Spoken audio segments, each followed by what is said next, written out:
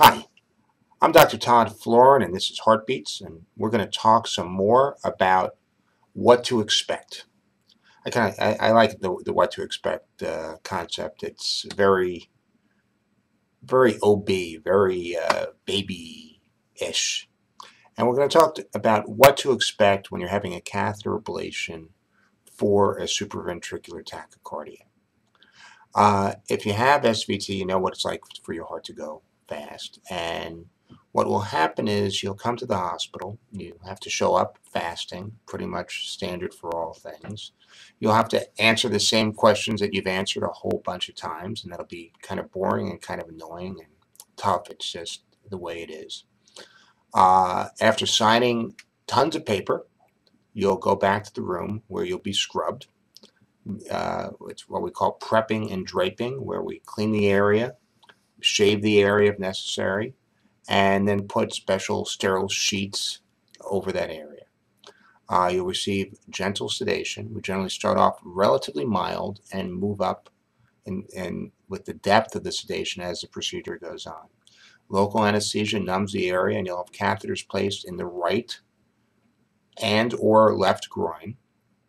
And then we'll attempt to induce the arrhythmia. We then have a series of mapping capabilities, and then hopefully we find where the arrhythmia is coming from and burn it. What are the risks? There are risks involved in everything. Everything. The risks include when we poke the skin, there's a risk of bleeding, infection, damage to the blood vessels, damage to the nerves, damage to the heart. Other risks are based on where the short circuit lies. If it's close to the normal electrical system, there's a risk that we could cause damage to that, and you could end up with a pacemaker. Those numbers are about 1, maybe 2%, but not 0. No matter who you are, if you're doing ablation in that vulnerable area, that risk exists. If we have to cross the septum and get to the left side of the heart, there's a risk of stroke. About 1 in 1,000. We give lots of blood thinners, but it's not 0. The risk exists.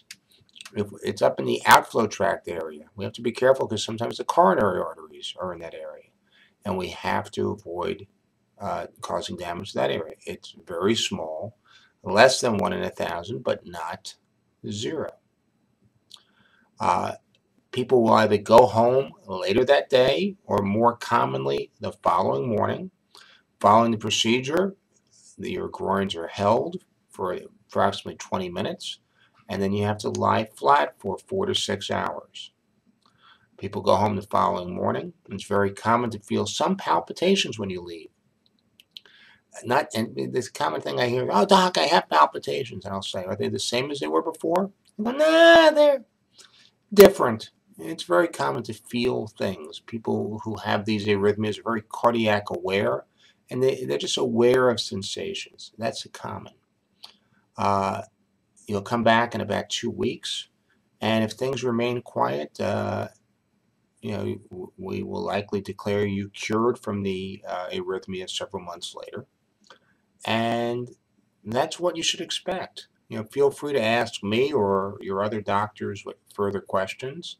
Thank you for listening, and have a wonderful day.